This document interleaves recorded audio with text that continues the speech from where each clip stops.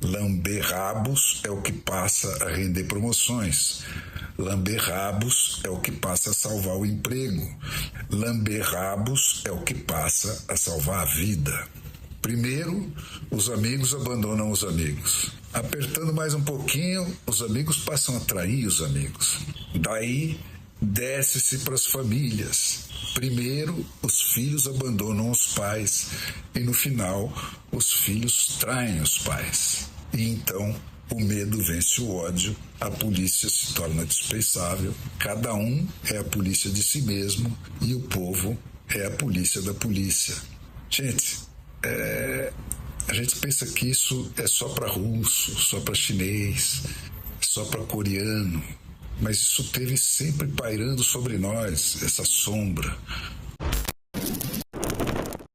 E olha, é um filme velho como o mundo, esse que nós estamos assistindo nesse nosso verão com cara de inverno. Começa sempre de leve. Democracia se torna uma palavra coringa, que não tem significado nem definição próprios, não é nem demos do povo, nem é kratos de poder, é só um salvo-conduto para o injustificável. Um por um, os réus vão virando juízes e os juízes vão virando réus, e tudo que antes rendia indenização passa a render multa e até prisão. As pessoas são acusadas de crimes que não são crimes, mas as punições são verdadeiras. Não tem defesa porque não tem crime, nem tem lei que defina isso como crime e nem mesmo tem acusação formal. Então, como recorrer? Recorrer de quê? Recorrer a quem? E a tudo isso chamam Estado Democrático de Direito. Quando o pessoal abre o olho, as instituições já estão tomadas. Mas tem uma pedra no meio do caminho tem uma pedra. O país resiste a aceitar o logro. As polícias e as forças armadas resistem a aceitar o logro. E aí vem o golpe de Estado.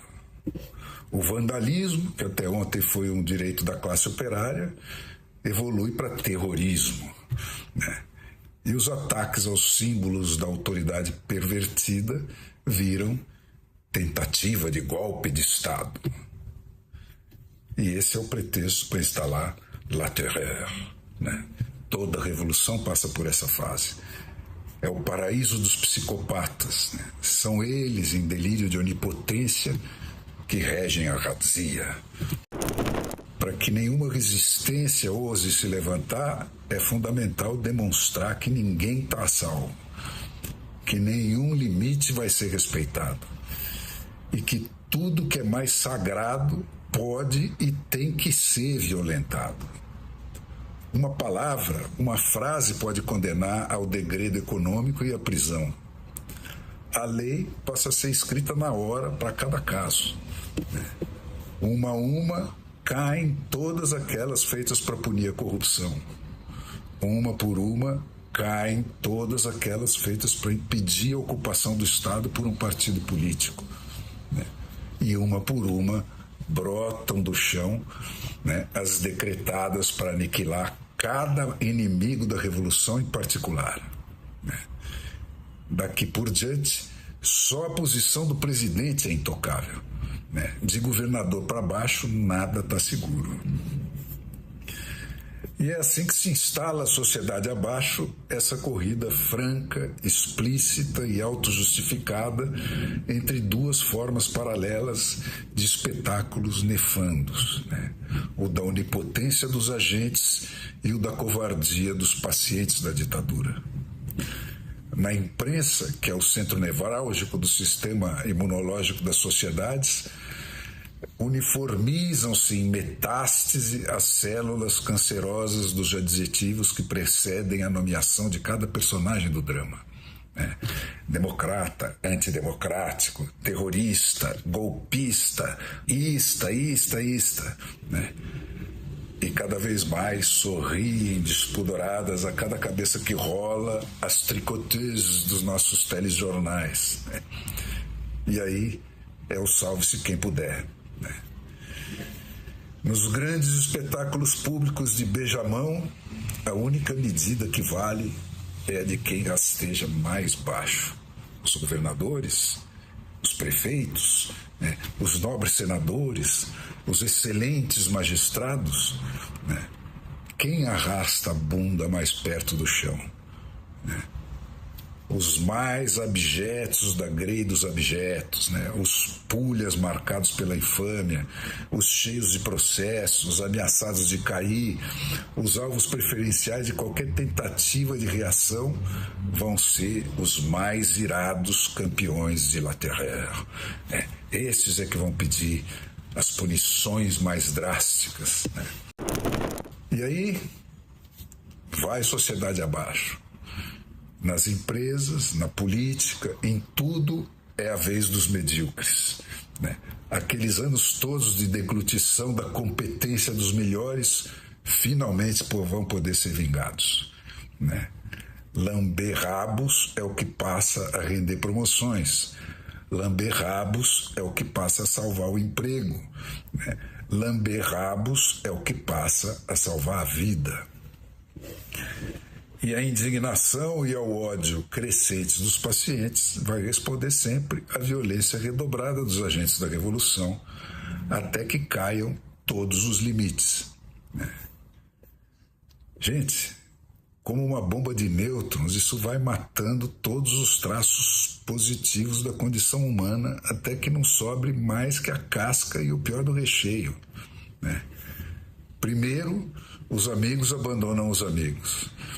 Apertando mais um pouquinho, os amigos passam a trair os amigos. Daí, desce-se para as famílias. Primeiro, os filhos abandonam os pais e, no final, os filhos traem os pais.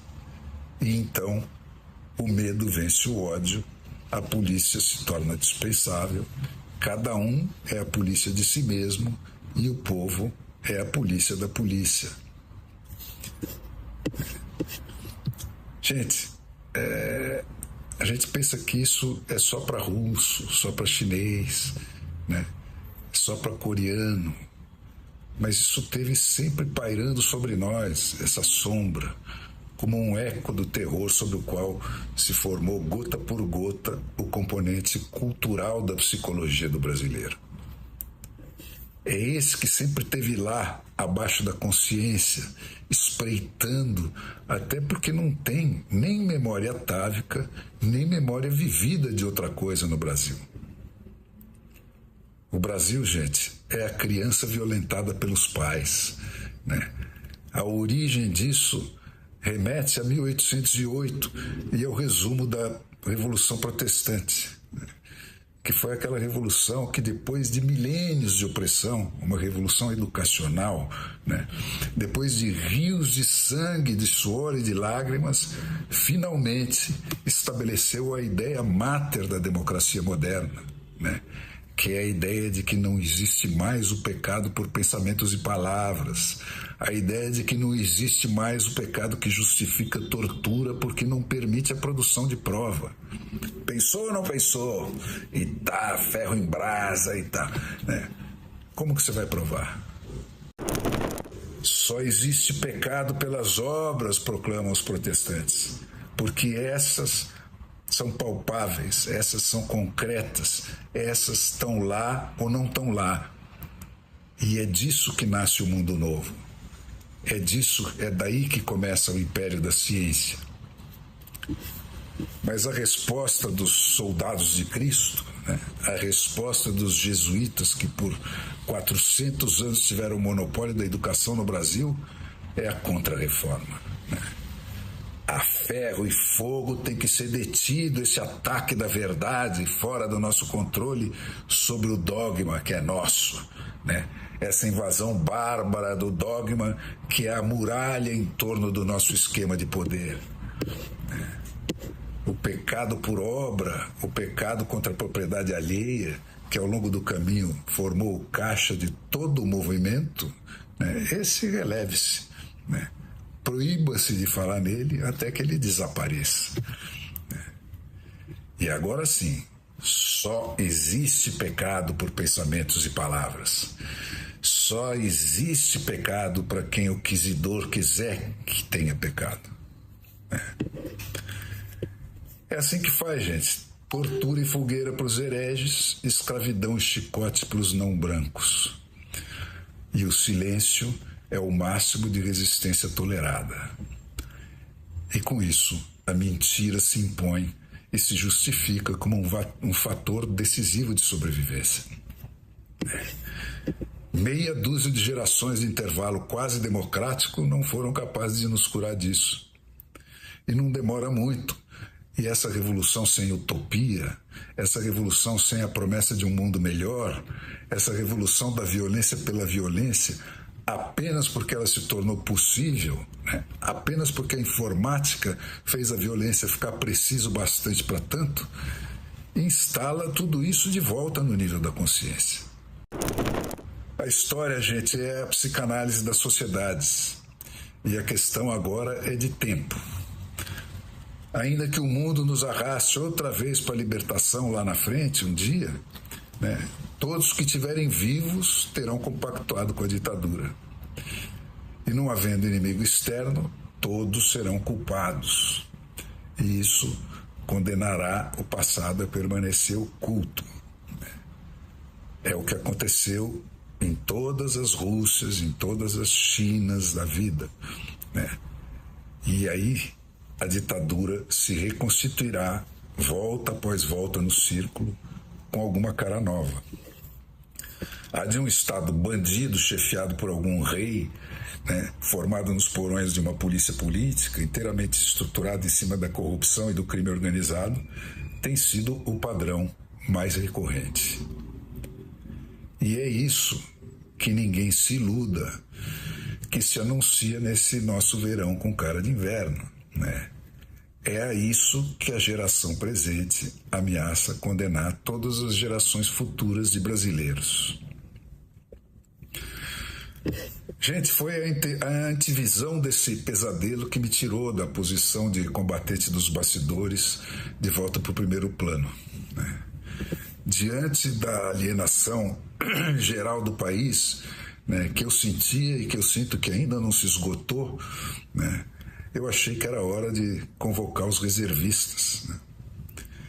E entre as possibilidades que se abriram para mim, eu escolhi, para reverenciar os meus antepassados, a dos perseguidos, cuja coragem, mais uma vez, eu reverencio, de preferência a dos perseguidores, nas televisões que estavam aí. E agora eu estou denunciado pelo crime de desinformação sobre a rigidez do processo das instituições democráticas do país. A frase que me condenou naquele domingo fatídico, em que eu estava comentando os acontecimentos, foi, entre aspas, no documento de acusação do Estado Democrático de Direito, contra mim, este perigoso terrorista, foi, entre aspas, tudo isso que nós estamos assistindo parte de quem tornou a eleição brasileira inconfiável. Vejam vocês. E assim, gente, eu volto a combater de onde e até quando for possível. E não desanimo. A batalha do Congresso é ainda a que vai definir o destino final do Brasil. Ela vai começar, é verdade, na hora mais escura, Mas a hora mais escura continua sendo, como sempre, aquela que precede a aurora.